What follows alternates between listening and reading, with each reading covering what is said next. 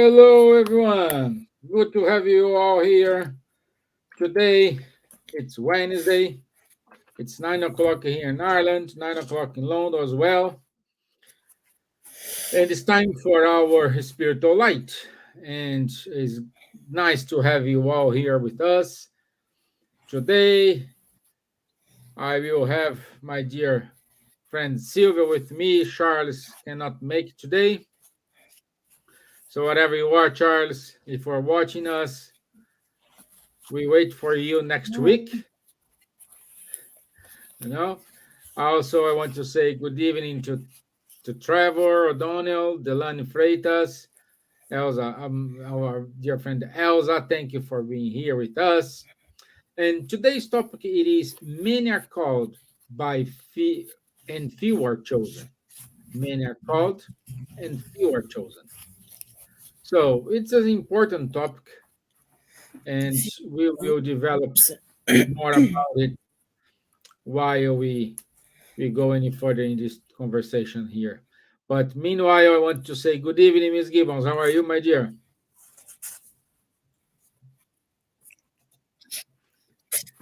Good evening. I'm very well, thank you.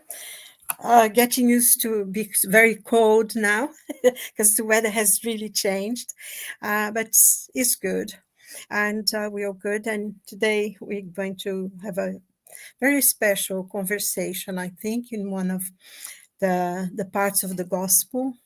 So anyone who'd like to join, say, make a comment or ask a question, that would be good. And I hope everyone is that's with us and will listen to us later, or well, and in the grace of God. So, boa tarde a todos. Muita alegria estar aqui novamente com vocês, falando de um tema especial do Evangelho. E espero que sejam todos bens e participem. Se vocês quiserem perguntar ou fazer um comentário, vai ser muito bom. E sejam todos nas bênçãos de Deus. Thank you.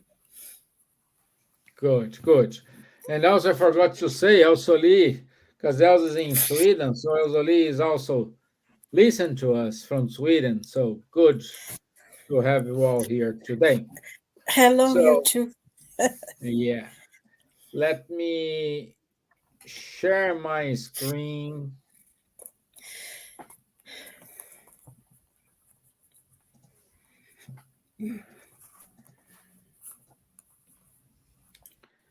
Okay, let's hit play. You know, if you go to the shopping centers, at least in the U.S., there's a pretzel store called Auntie Annie's. Have you ever seen that? They're great pretzels full of cinnamon and sugar. They're not real healthy for you. So, you know, as a guy in preventive medicine, I really shouldn't be talking about this. But we actually interviewed 120 individuals in America who were inspired by their experience of divine love to do amazing things. So it turns out that Annie was a Mennonite and she lived in Lancaster County, Pennsylvania. Her husband had a dream and he felt called. That was his experience of divine love. He felt called to build residences and homes and programs for Mennonite kids with cognitive disabilities and mental illness. So his wife, Annie, was asleep one night and she experienced in a dream a revelation of a recipe. And she heard a voice that told her to start making pretzels and selling them. So she started selling these pretzels at these beat up old flea markets along Route 80 out across the state of Pennsylvania. People loved these pretzels. Lo and behold, she started a franchise. These pretzels were sold every place, the highest level malls, shopping centers. And she sold Auntie Annie's for, $250 million, I think. And she gave all the money to support kids with cognitive disabilities and so forth. So you don't realize this sometimes, but people have these experiences as a kind of calling. Some of people in our survey said They felt God's love as a calling to do something. Some people said they experienced God's love because they were really anxious and concerned and fearful. They didn't see any answer to their problems, but they met just the right person at just the right time who was the answer to their prayers.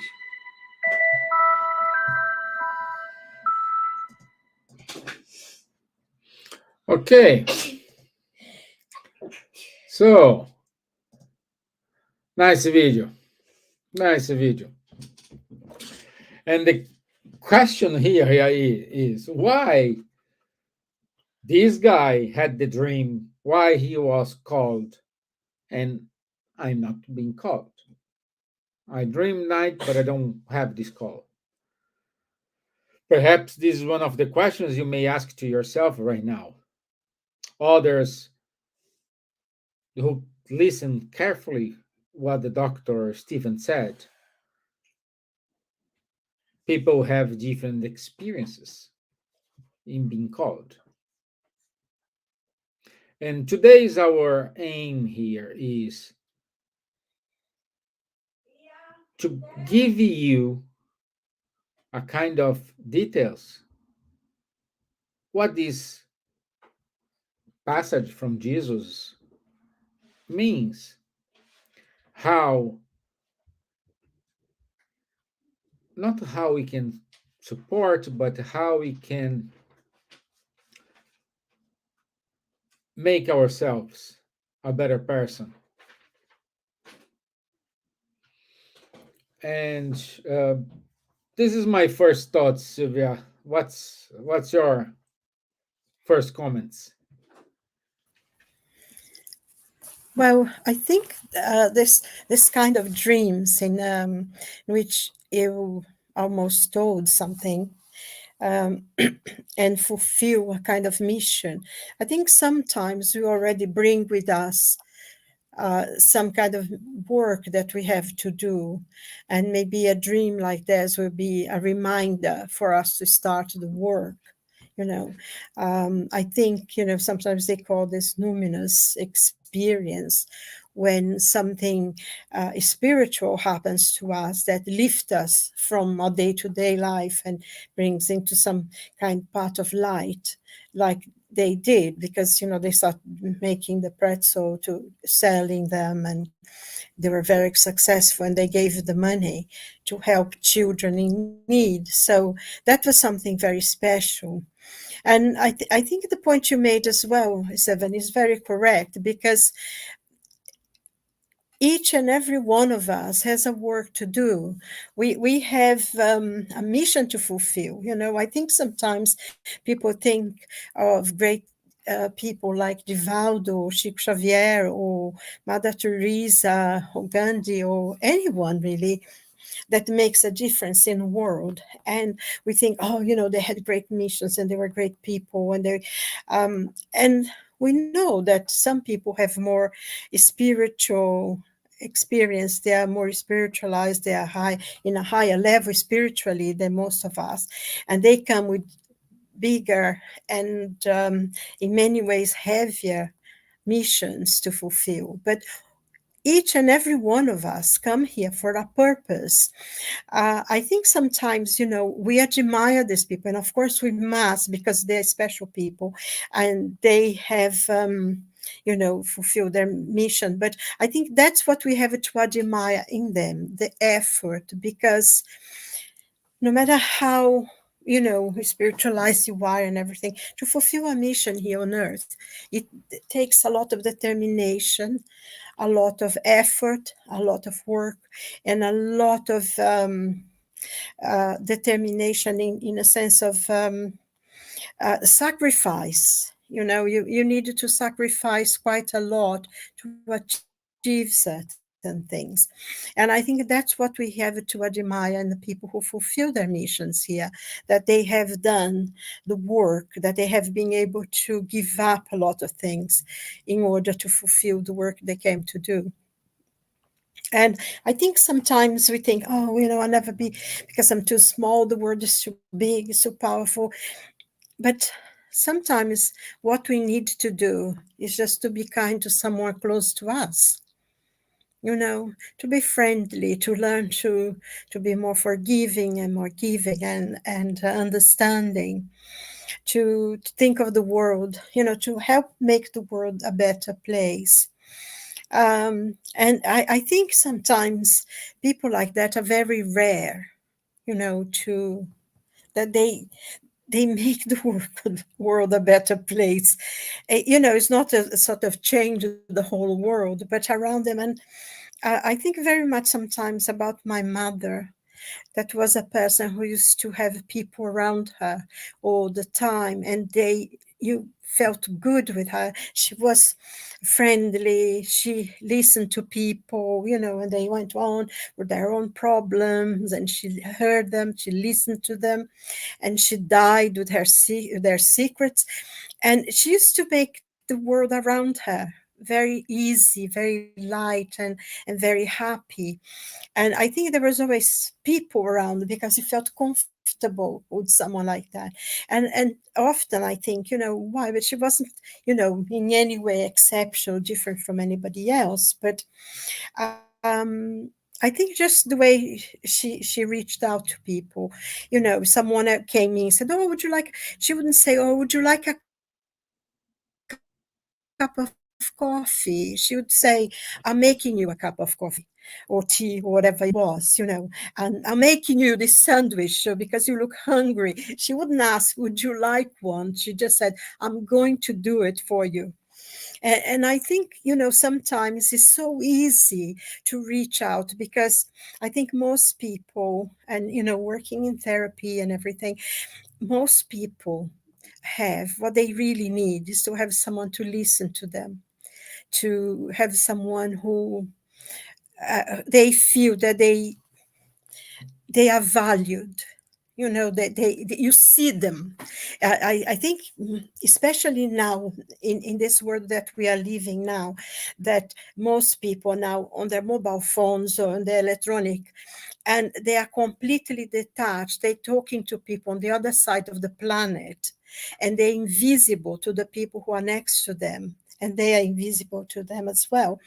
And I think we need to be, when someone actually sees us, listen to us and say, "I'm going to do something as simple as, I'm going to make you a cup of coffee.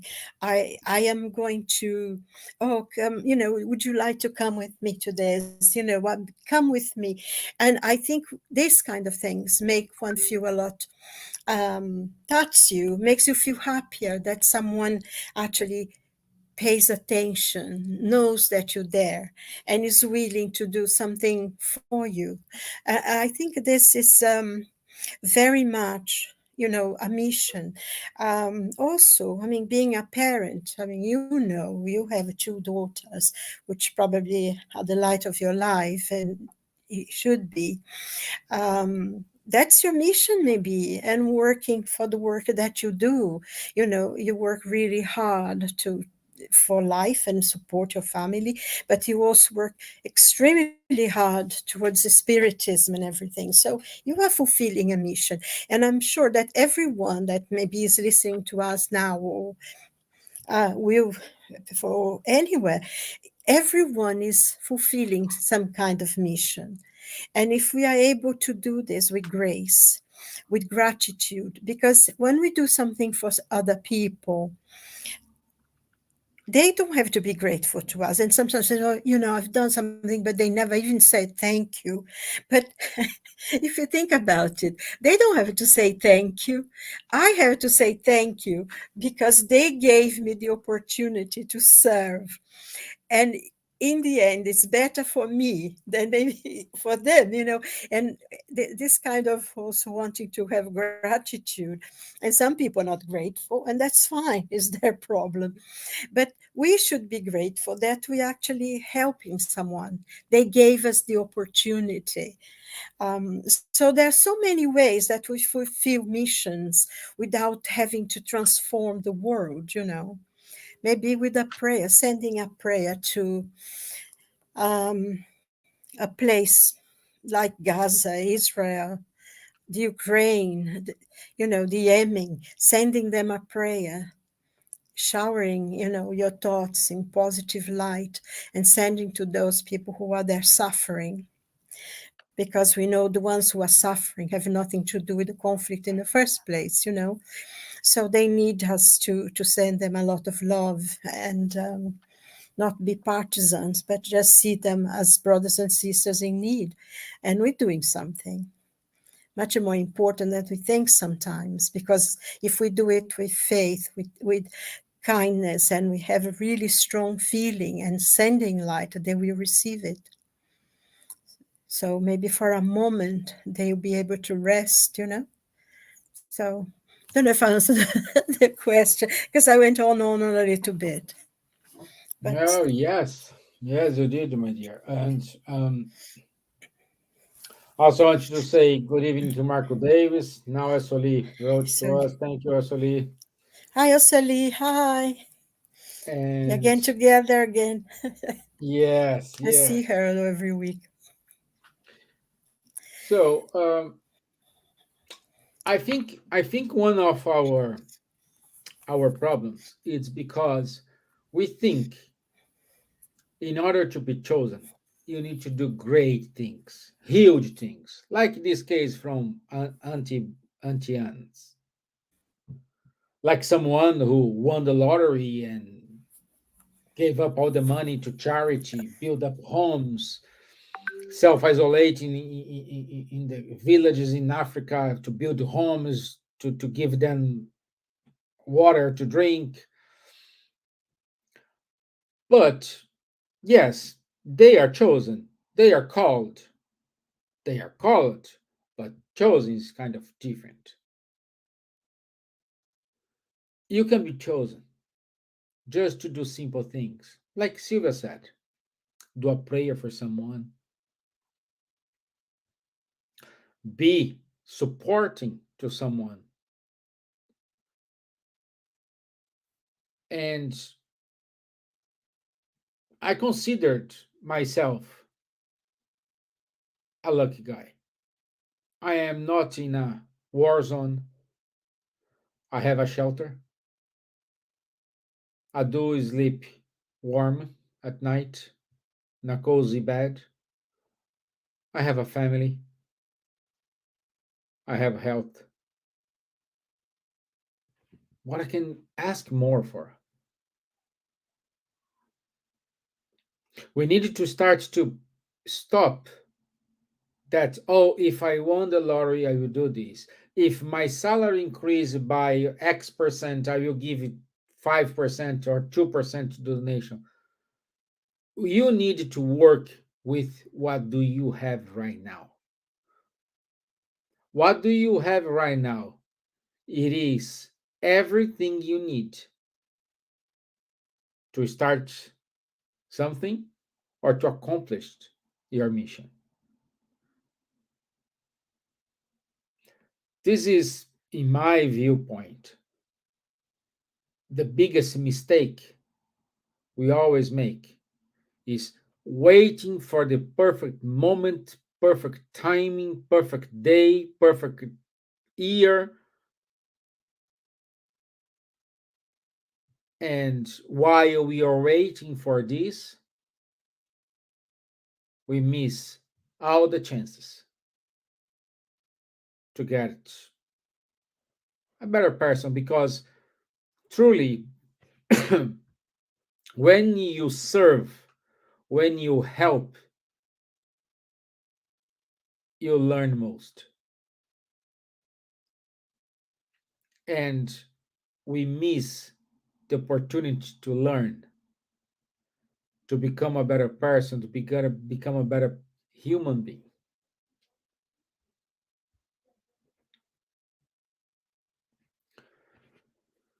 I think that's one of the points I want to handle, my dear.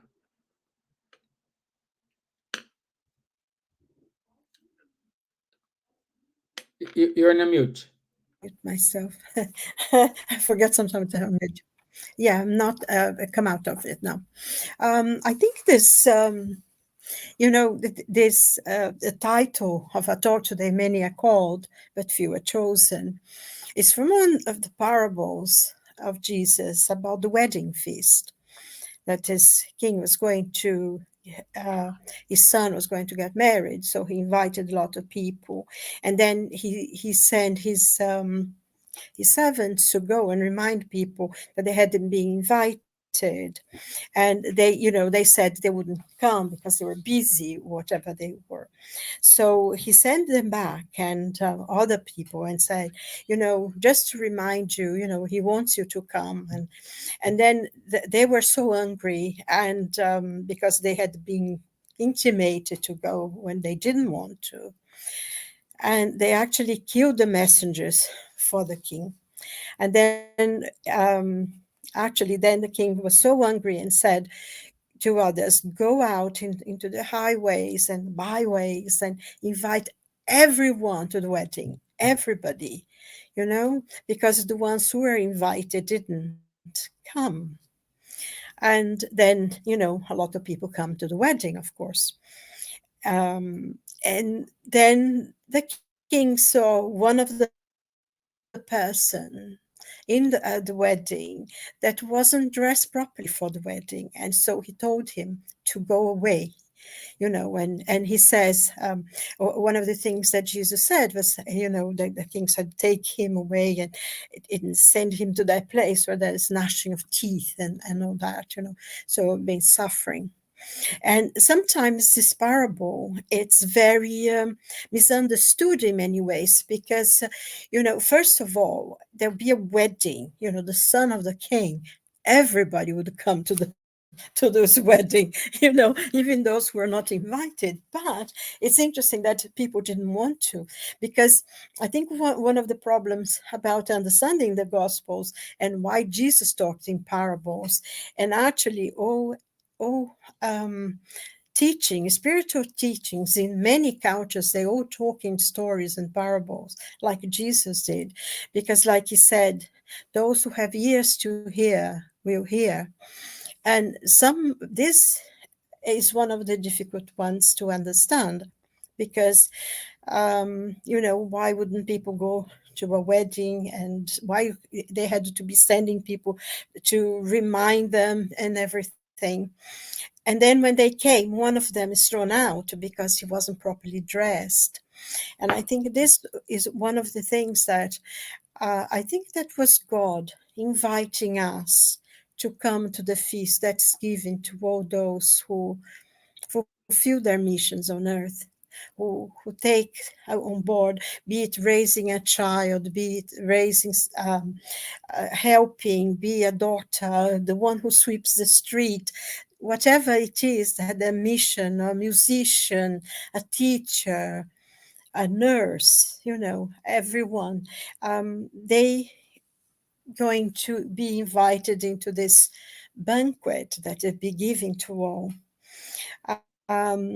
And but also, not only you need to go, and those who don't want to because they are too busy with their own lives, in creating, as you said, when I win the lottery, when I get more money. And some people are very ambitious and they work very hard, and there is nothing wrong with it. No one is criticizing people for their effort of working hard and everything. But also, I think we always need to leave a little space for our lives. And I think those who were very, very busy, those didn't want to come. But eventually, if we determine ourselves to go, then we need to be prepared for it as well. It's not only the question of being invited, but it's the question of being worthy of being invited, and I think when he talks about putting the proper clothes, it's to, spiritually speaking, is your heart full of forgiveness, understanding, kindness? Are you prepared to let go of certain things to help others? And I think that's where the nice clothes are, God wants of us. And some of us are not prepared, because we are too busy doing this or that, or doing nothing at all.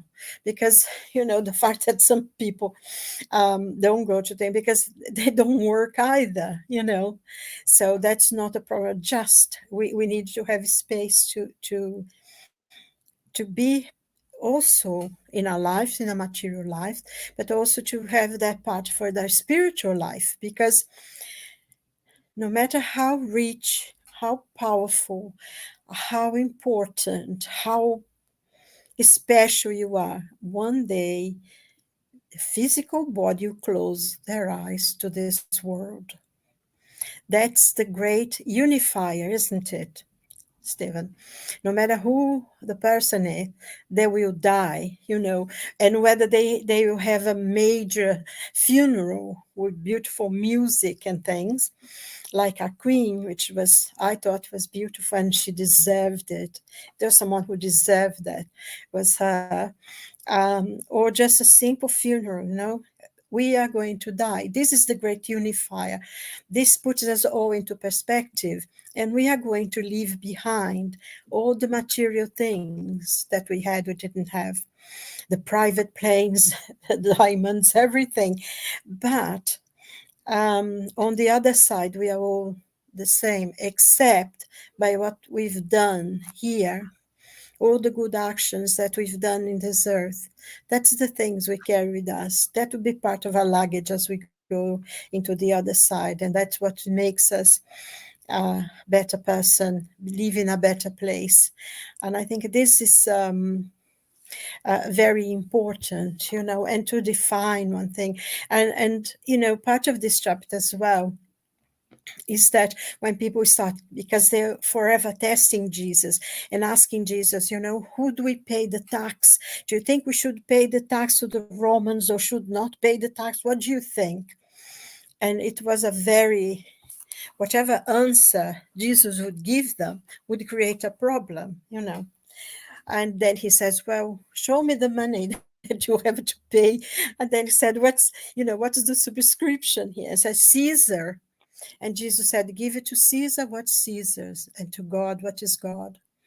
And then, as the parable goes, they all went quiet and left. And I think that that's one of the things. What do we choose? Do we choose God or do we choose Caesar, to be in the world? And the dedication and the amount of effort we put. And if we want a life of a spiritual peace in this earth, and we'll carry that with us once we go to the next world, to our next life. It's just doing the small things, the small kindnesses, helping, giving a hand, listening to someone, making someone feel valued and useful. And that's doing your job to the best of your abilities. Even in your work, I say, I can't be bothered with doing this. And you just go do whatever, I've got my salary, I don't have to bother. No, you have to have a conscience that you fulfilled your duty. You've done the best you could. And that's also, is a way of serving God, isn't it? By serving whoever, doing what you have to do to the best of your abilities, whatever place you find yourself in. I think that is, one of the things really to think about this passage, because a lot to be called, but few are chosen. So, it doesn't matter if you just go. You need to be prepared to go, to be received, be worthy. Yeah. Agreed. And I also make connection this passage with the I'm sure you know the passage in English is the wide door and the narrow door. Oh yes, straight. The straight and the narrow. Straight and The narrow straight door. path is the straight the gate and narrow is the way. Yes. So, in order to be chosen, and when we are chosen, it is an invitation for ourselves to go to the narrow door. The narrow door is more difficult to get through it. To go to the narrow door, we need to use our free will, because it's up to us to decide, oh, I go to this path or I go to the other path. Nobody gonna push you, not gonna force you, nobody gonna say to you, oh, take the left instead of right, or take this pathway instead of that one. Is it up entirely to yourself. And another invitation we have to know how we should behave, how we should act. It is these constant calls we received from God, let's say. Because the gospel is here. The gospel, it's or this episode is a reminder for ourselves how to conduct. And the gospel was among us, which is Jesus, who lived exactly how a good man shall live. So we cannot say, I don't know, I didn't know. The call is for ourselves today, but it's up to you to answer the call or not. It just means one day you will answer the call. I don't know how long time. I don't know when this is gonna happen, but I'm pretty sure this is gonna happen. For some, the call will be a little bit tough. For the others, less tough, less tough, less difficult. But why? Just experiences. There is not merits. It is experiences. If you go googling on internet, and we do have this in English, Givaldo saying all the troubles, problems, difficulties he came through in order to build the mansion of the way.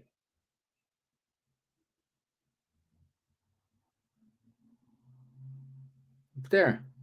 So it's not easy, but it's up to us how we're gonna live.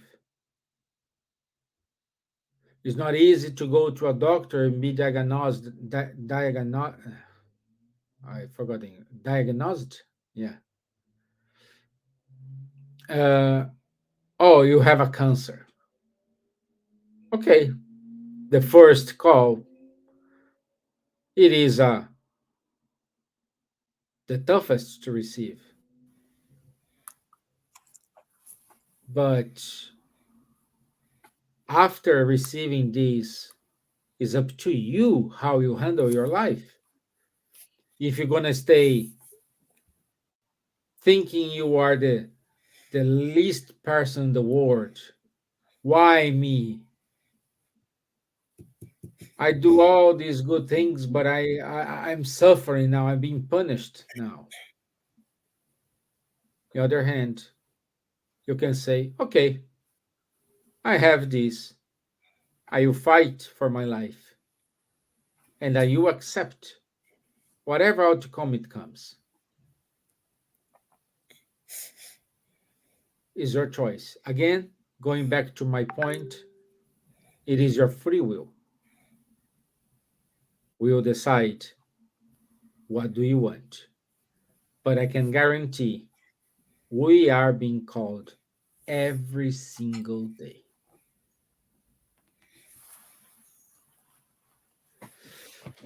Okay.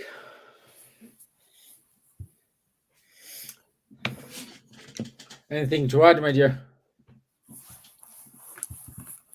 No, I think you're right. As I said, every single day we are called, every moment, really. There are so many situations. And I think also, I think sometimes we do fail a bit. We do fail that we haven't fulfilled things the way we should, or we didn't have enough patience with some situation. And I think it's necessity for us to we stop and meditate on the day we've done, and what have we done, because many times we fail to do what we had to do. But the point is not to become, oh, I failed, I'm never not good enough. Don't fall in those traps. The thing is, I failed, yes, I could have done better, but I didn't. So today I'm going to be better than I was yesterday, and tomorrow be better than today. And I think instead of think how small we are, how um, impossible certain situations seems to be in our lives and everything, um, there is always a solution. If we stop and think, and not falling into the negative trap of thinking, oh, I'm not good enough, I'll never be able to do it, then because you are telling yourself you're not. But yes, I done wrong, I made a mistake, I wasn't as kind as I could have been, or did whatever, but tomorrow I am going to be better. From now on, I'll be better. And just put in your mind that you can be better, and you are going to be better, because what we have our mind thinking is what we will do. That's where our actions start. And if we think positive, give ourselves the opportunity to do right, and readdress all the wrongs, because like St. Peter said, good action, it covers a multitude of sins. So don't think how bad it was, but how good I can be now, and go forward in a positive way. Because I think in this part of the gospel as well, he says those who have much to be asked of.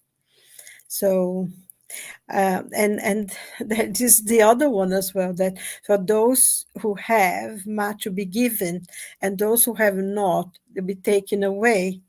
And that's another one of the parables that are very confusing to people, because we tend to think of everything in terms of material things rather than spiritual.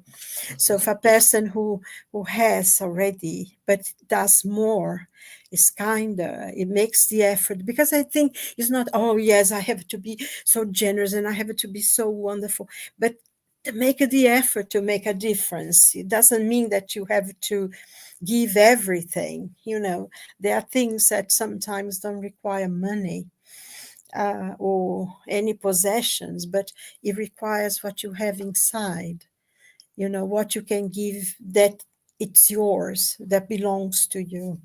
And then we can do that. And of course, once we do that, once we give more, spiritually you'll be given more as well. We'll have more protection, we'll have more support from the benefactors. And then the more you give, and if you don't have anything, if you don't give anything, you're not going to get anything either. And I think that's a way of understanding those parables, to think that in terms of spiritual gains, and giving of spiritual of goodness that you have, sharing around. It's not anything to do with the material things, that if you're poor, you're going to be even poorer, although sometimes it does happen in real life.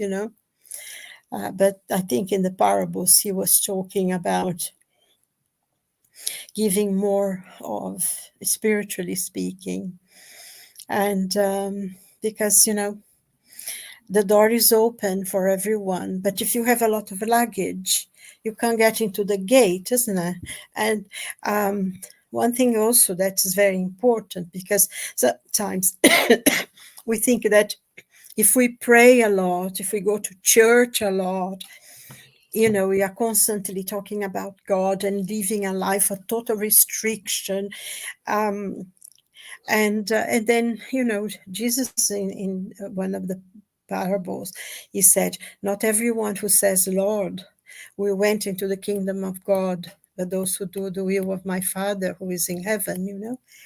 And I think this, I always think about this, because I find that it's extremely powerful, um, in a sense that if there are people who they might not even believe in God, but they live such a life of grace, of goodness, and they help people, they do so much to others, and they will go to the straight door. And all the others who, are there praying all day long, but doing nothing at all to help people, they will have too much luggage to go through. So, and I think as well for us who believe, not to judge others, because we don't know. Only God knows what is in people's heart. And he may see things that we are not able to, don't you think? Yeah, my dear. While you were talking, I remembered a passage from a movie, a very, very new movie, Gone with the Wind. That's a very, Yeah, it's a very old movie, in the but 30s, yeah. but It's a great book, though. yes, yes, and I would say what I'm saying, the kind of transformation required for ourselves, it is exactly what this book or the movie Gone with the Wind tells. When the Scarlet, she says, open quotes, as God is my witness, as God is my witness, they are not going to lick me. I'm going to live it through this, and when it's all over, I will never be hungry again. Oh, Note yes. that she's not saying, I have a problem, I will sleep today, and tomorrow I will wake up with everything sorted out, like a, a magic wand. No, she said, when it's all over. This may take months, days, years, but when it's all over, she will never be hungry again. This for me it is a wake up call, because everyone wants to be called, everyone wants to be in a good position, but is up to donate yourself, go to the troubles, go into the problems. We want to just wake up tomorrow and say, oh, thank God it's gone.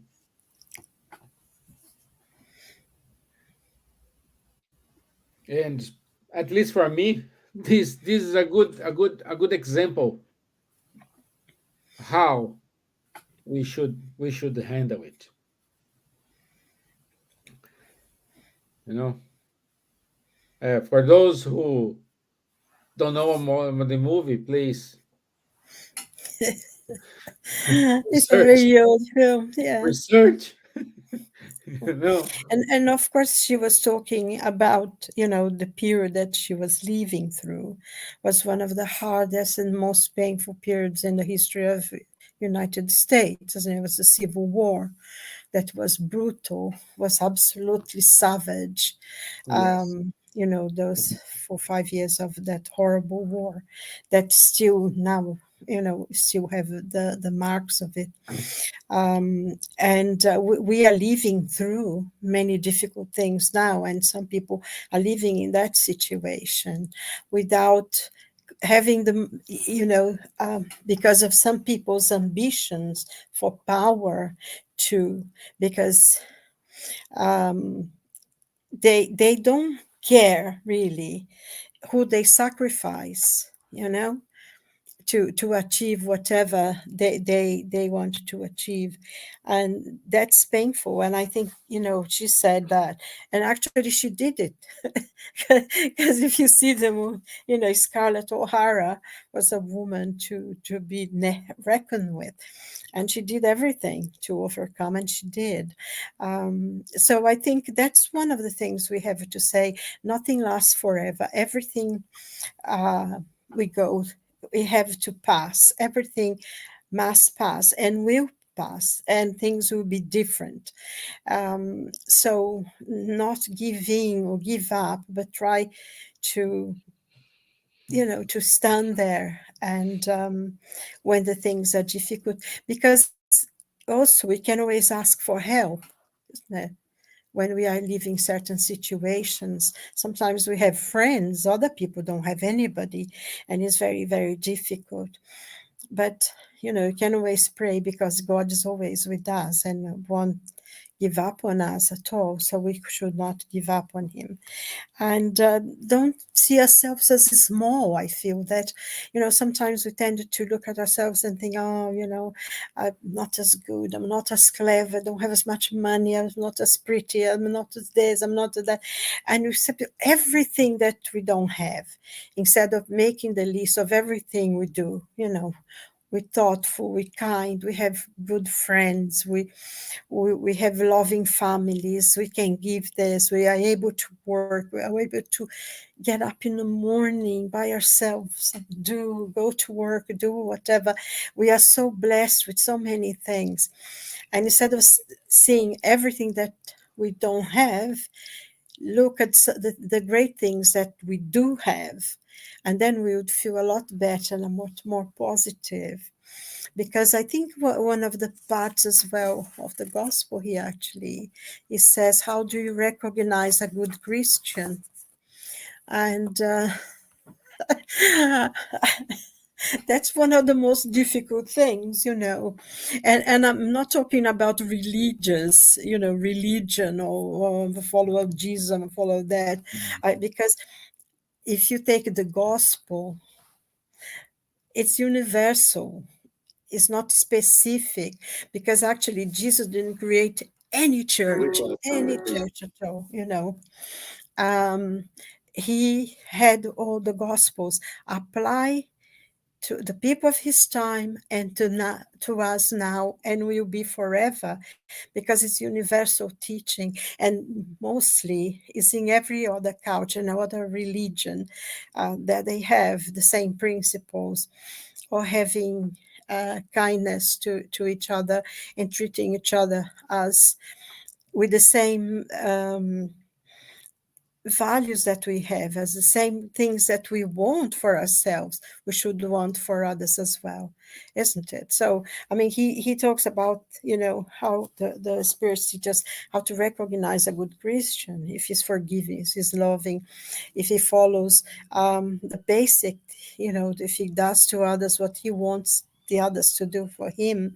And this is basic, and it doesn't necessarily mean that those people who call themselves Christians do those things, but maybe lots of people who don't call themselves Christians follow those things, and they will go to the narrow door, as you could say.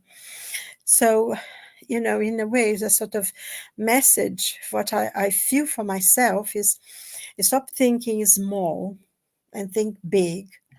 I am a good person. I have the possibility of being better. I can improve myself. I'm intelligent enough, because I am a child of God. I am part of his light, of his love. How can I feel small when the universe is my inheritance, you Mm-hmm. know? I think that that's what we needed to say, because I think if we could feel like that, we would stop having wars, and all this, because for a power that won't last, even with all the killing and destruction, that, maybe in an hour, they destroy 5,000 years of history, because mankind can be extremely savage in some things.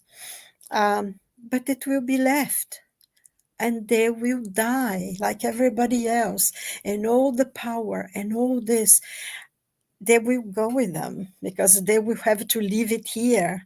And when they go to the other side, they have the amount of, in their memories will be the amount of people who was destroyed for their ambition. And that is a very painful time to have.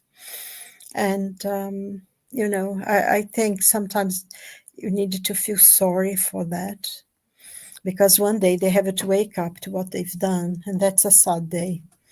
And as we wake up to the things we've done, because we don't know who we were in the past, so try to be good and positive now, and try to make it, at least the world around you, a better place, being a little kinder, instead of saying something, just listen. And something I need to learn, um, and make people feel valued, that they are important. You can achieve so much more, um, with people who, you can make them feel better and good about themselves. This is such a gift to give to ourselves and to everybody else, to make the world a little lighter and a little better around us. That is within our reach. We can't change the world, but we can change the world around us. And because we can change ourselves, that's the thing, I think, for this message. And then when we called, we'll be one of the ones who are chosen. Isn't it good? To It be able is. to, It yes, is. you can come into the party. Yeah. You are invited, and you can stay. Um, doesn't take very much. Yeah. While you're talking again, you give me a lot of inspirations. I remember a video I saw a while ago, and let me show this video. It's 20 seconds. It's very short video, but it's good. Let me play here. I wish I had known that this too shall pass. You feel bad right now? You feel pissed off? You feel angry? This too shall pass. You feel great? You feel like you know all the answers. You feel like that everybody finally gets you, and there you are. This too shall pass. Time is your ally, and if nothing else, just wait. Just wait. Just wait it out.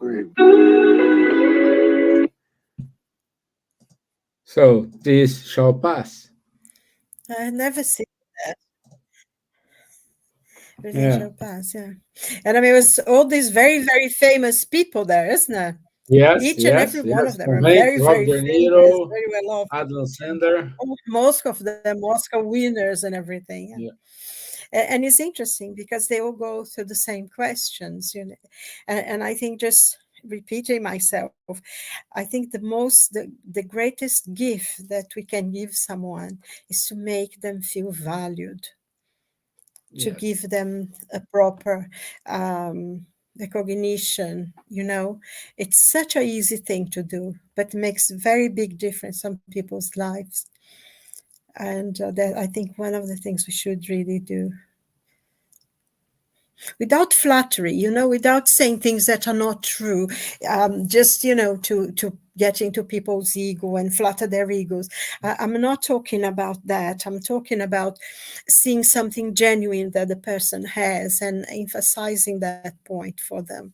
Say, oh, Yeah. you did this, you're very good when you did that. And, in a sense of making them feel valued, but not flattery, because flattery means that there's something negative in the person, but you think, you wanted to flatter them, their ego. And it's not that, it's that genuine feeling that every person has, no matter who they are, they have that. And it's just to discover it and make them feel good about that. Big transformations can happen Oh, in our own yes. life and in our own lives. Um, I was talking to this friend of mine the other day about Oscar Wilde, and I absolutely adore Oscar Wilde. I think he was one of the greatest writers ever in the world. And when his book about the portrait of Dorian Gray, which is incredible, his friend paints him, and he's an extremely good looking young man. And he says, oh, I wish I could always be like that. And then, later on in his life, because of the choices he makes, he becomes very cruel.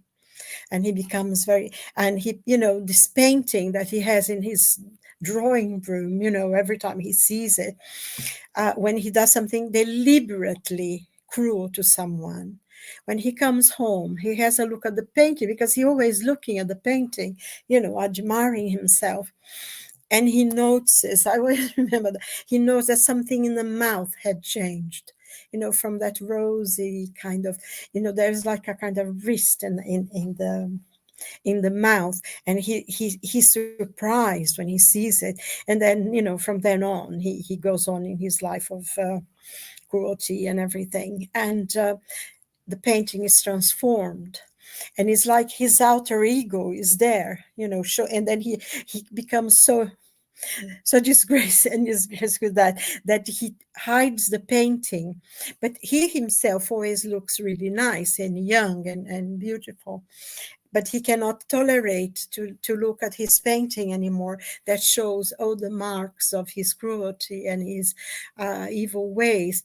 And I think how much of it, is ourselves, how we hide from ourselves, instead of bringing out a picture and seeing, oh, this is not very good. What can I do to make it better here? And eventually when he, does, read the book and he becomes so Yeah. and I think it is a good idea, to bring a painting and have a look at it. And, all the things that are showing that's not very nice. How can I change that? How can I make that better, to Yes. alleviate it? So, Yes. hello, Ruben, all the way from Uruguay. I hope you're very hot there. Everyone is very hot in South America at the moment. Yeah. It's being Yes. unbearably We don't hot. need some code. I don't. I'm not jealous. Yes, no, neither am I. I can send you, we're only 7 degrees here. We can send you, we split in the two. Um, Yeah. but I think Yeah. there's been a problem with the jet stream, isn't it? That's parts of South America is very, very hot, and in but not in Europe will be very cold. Yeah. So, for next week, our topic is what makes it important to forgive our enemies. It's on the 29th of November at 4 p.m. London time. Also, on the 10th of December, we will have the round table with all people who gave a talk about the Gabriel Delan.